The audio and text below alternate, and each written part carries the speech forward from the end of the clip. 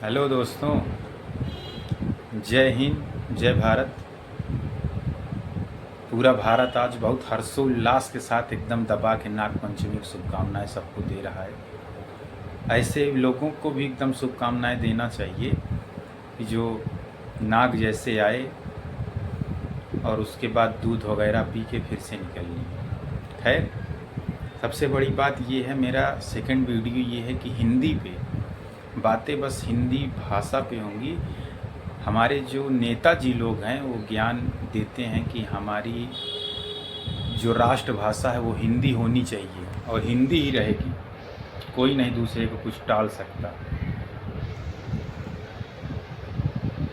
तो भाई साहब, हिंदी आपका जो मतलब आप अपने मुख से जो बोलते हैं बस उतना ही हिंदी आता है, और कुछ राजपत्रित या कहीं लिखा हुआ पढ़ा हुआ कुछ होता नहीं।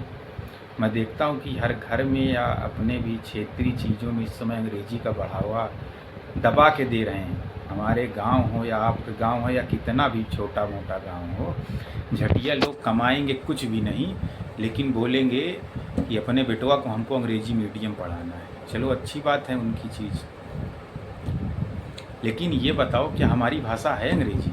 अभी भी यही प्रश्न कर रहे हैं कि हमारी भाषा है अंग्रेजी? तुम चाहे जितना भी अंग्रेजी पढ़ लोगे, जितना भी फॉरवर्ड हो जाओगे, लेकिन जिस देश से आई वहाँ जाने के बाद तुम जीरो होगे, 100% जीरो हो। मैं अपने चैट जी जो ये अपना है जेमिनी से 1.5 अभी आया, लॉन्च हुआ है, इसके हिसाब से भी मैं तुमको बता रहा हूँ कि जिस देश की लैंग्वेज है ना उस देश में ही अच्छी लगेगी।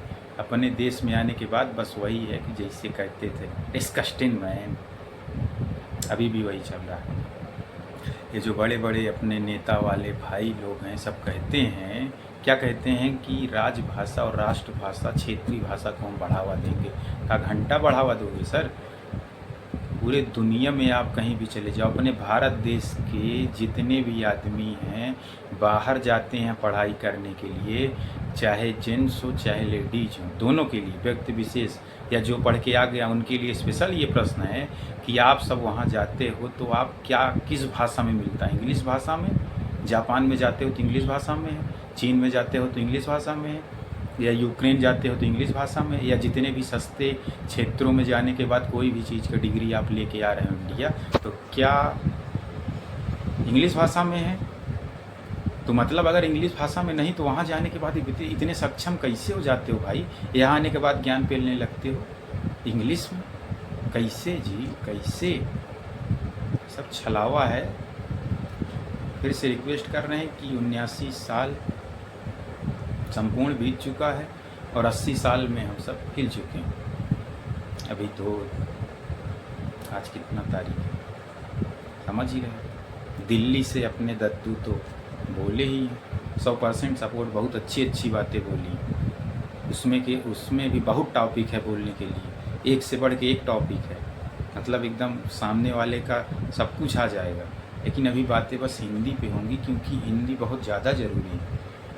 हमारी भाषा हिंदी है, ये चीज़ मानो, क्षेत्रीय भाषा को बढ़ावा दो। जितने भी छोटे से मोटे तक मैं तो कहता हूँ कि जितने क्षेत्रीय में या जितने भी क्लासेस हैं ना हिंदी में ही करो यार। इंग्लिश का नाम मतलब एक वही कह दो कि सीखने के लिए है, लेकिन कहीं बोलने के लिए है नहीं, मतलब उसे एकदम ताला लगा दो। तभी देखो अपना आधे से ज़्यादा प्राइवेसी तो वही पेल देते हैं। कुछ भी आप हम सब करते हैं इन्वेंशन या कुछ ज्ञान पे अपने लिए लेते हैं, वहाँ इंग्लिश में बोलोगे ट्रांसलेट होके वहाँ पहुँच गया। धरो कुछ, हिंदी को बढ़ावा दो, हिंदी अपनी मातृभाषा है। और पूरे भारत में मैं बता दे रहा हूँ, पूरे भारत के जितने भी राज्य हैं और केंद्र शासित प्रदेश हैं, हमारा अनुमान है कहीं भी आप चले जाओ ऐसे नहीं कि हिंदी नहीं समझते हैं या नहीं बोलते हैं। नॉर्थ ईस्ट चले जाओ, इतना प्यारा हिंदी बोलते हैं यार। आई लव यार नॉर्थ ईस्ट, मतलब मेरा दिल है, दिल से प्यार करते हैं नॉर्थ ईस्ट वाले। लास्ट में चले जाओ यार, एकदम क्या कन्याकुमारी कश्मीर ऊपर तक चले जाओ, वहाँ भी जाओ एक नंबर का हिंदी। नीचे तमिलनाडु में यार वहाँ भी हिंदी भाषी बोलते हैं यार, बड़े प्यारे बोलते हैं। चलो फिर भी हिंदी के लिए हम सब मारा मारी कर रहे हैं।